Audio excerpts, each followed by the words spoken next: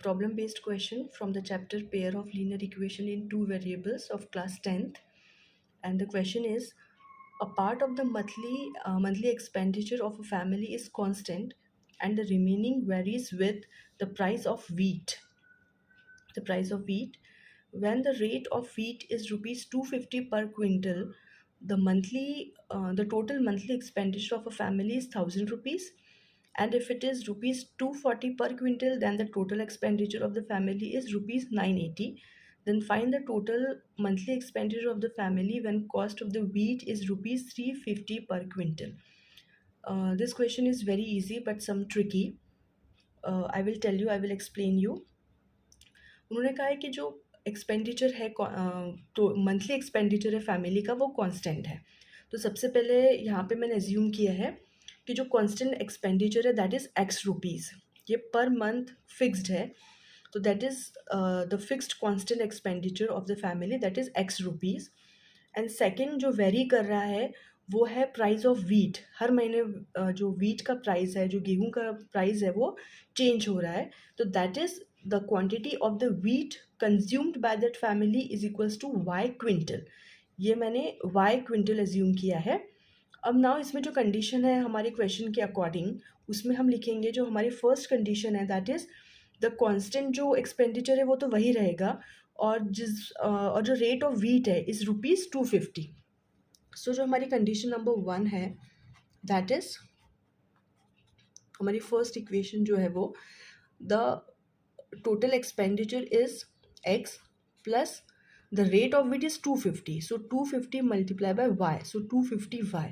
जब ये है तो टोटल एक्सपेंडिचर है 1000 रुपीज़. ये है हमारी इक्वेशन नंबर 1. ये हमारी इक्वेशन नंबर 1 है because the value of x is constant. So x plus 250y is equals to 1000. जो हमारी सेकेंड इक्वेशन है वो है 250 when it is rupees 250 per quintal. So हमारा जो x है वो एज इट इज़ रहेगा because it is a constant expenditure.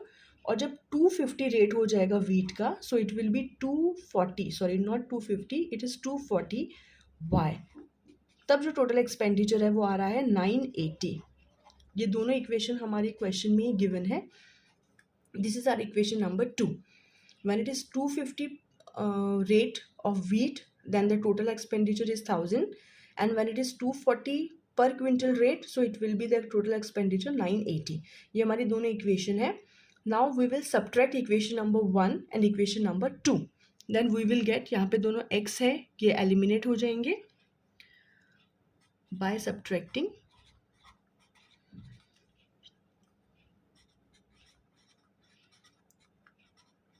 subtracting equation number 2 and equation number 1.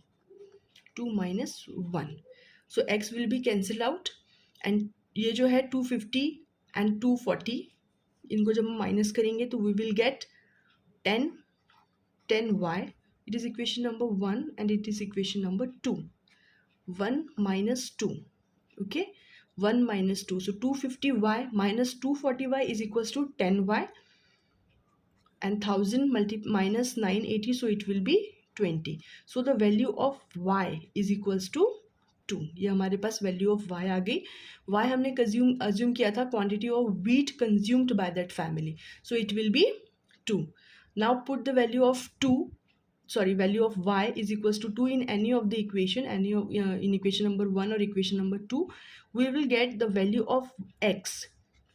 value of x is equals to 500. आप इसमें पुट कर दीजिए y is equals to 2, means 250 multiply by 2, it will be 500, and 1000 minus 500 is equals to 500. So the value of x is equals to 500. अब हमें इन्होंने एक और equation दी है, एक और कंडीशन दी है कि find the total monthly expenditure of the family when the cost of wheat is 350 पर क्विंटल. जब 350 पर क्विंटल हो जाएगा तो हमारा टोटल एक्सपेंडिचर हमें फाइंड आउट करना है.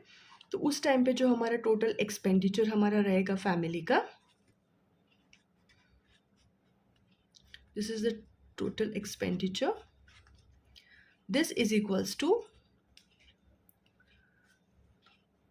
यहाँ पे ये हमारे पास x की वैल्यू आई है 500 और y की वैल्यू है 2. सो ये हमारे पास ये आ जाएगा x प्लस हमारे पास यहाँ पर आ जाएगा 350 वाई, हमें इसकी वैल्यू फाइंड आउट करनी है। जो एक्स है वो तो हमारा कांस्टेंट है और हमें 350 पर क्विंटल रेट के अकॉर्डिंग हमें एक्सपेंडिचर निकालना है, तो दैट विल बी 350 वाई। अब इस इक्वेशन में हम एक्स और वाई की वैल्यूज़ को पुट कर देंगे। So X is equals to 500 and Y is equals to 2। So 350 multiply by 2। हम जब इसे सॉल्व करेंगे तो हमारे पास जो टोटल एक्सपेंडिचर आएगा दैट विल बी ₹1200।